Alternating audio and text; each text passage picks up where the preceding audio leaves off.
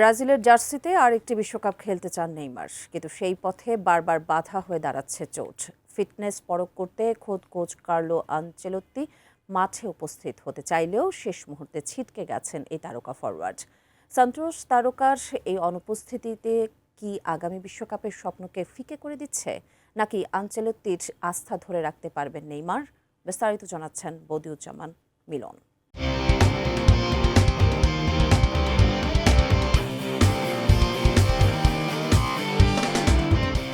ব্রাজিলের হয়ে আরেকটি বিশ্বকাপ খেলার তীব্র আকাঙ্ক্ষা কাজ করছে নেইমারের মনে, কিন্তু ইনজুরির সঙ্গেই তার ঘনিষ্ঠতা বেশি থাকার কারণে দলে জায়গা পেতে অনেক কাঠখড় পোড়াতে হবে তাকে।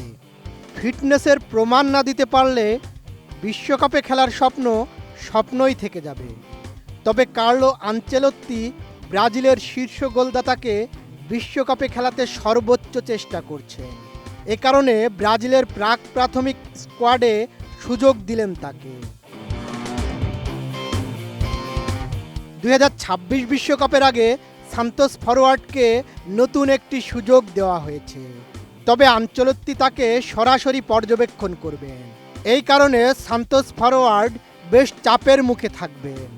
এজন্য প্রীতি ম্যাচের আগে তাকে সামনে থেকে দেখতে চান ইতালিয়ান কোচ। মঙ্গলবার এই ফরওয়ার্ডের খেলা দেখতে রিও ডি জেনেরিও থেকে সাও পাওলোতে যাওয়ার কথা ছিল তার, কিন্তু হতাশ হতে হয়েছে। পেশির দীর্ঘস্থায়ী ক্লান্তির কারণে মঙ্গলবার মিরাসোলের বিপক্ষে সান্তোসের ব্রাজিলিয়ান চ্যাম্পিয়নশিপের ম্যাচে নেইমার অনুপস্থিত থাকবেন। সান্তোস জানিয়েছে যে নেইমারের অনুপস্থিতি ছিল একটি সতর্কতামূলক ব্যবস্থা, তবে এর সময়টা বেশ বিব্রতকর, কারণ ব্রাজিল কোচ আনচেলোত্তি 34 বছর বয়সী এই তারকাকে খেলতে দেখতে চেয়েছিলেন। 5+ স্টার রেটিং প্রাপ্ত দেশের সর্বোচ্চ বিদ্যুৎ সাশ্রয়ী ওয়ালটন এসি স্মার্ট কমফোর্ট এখন নেক্সট লেভেলে। ব্রাজিলিয়ান ফুটবল ফেডারেশন ও জাতীয় দলের কারিগরি কমিটির সঙ্গে যুক্ত সূত্রগুলো রয়টার্সকে জানিয়েছে যে মঙ্গলবারের ম্যাচ থেকে নেইমারের বাদ পড়ার বিষয়টি সিবিএফ ও আনচেলোত্তিকে বিস্মিত এবং হতাশ করেছে। এর প্রভাব পড়তে পারে বিশ্বকাপেও, কারণ প্রস্তুতি ম্যাচের আগে যে ব্রাজিলিয়ান সুপারস্টারকে পর্যবেক্ষণ করতে পারলেন না ব্রাজিল কোচ।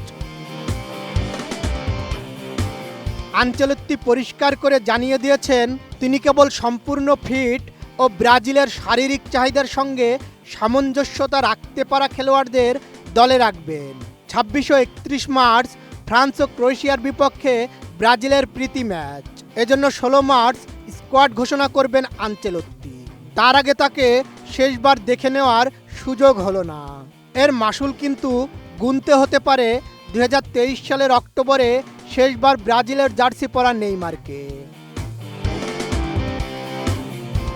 ইচ্ছা থাকলেও শরীর কি সায় দেবে?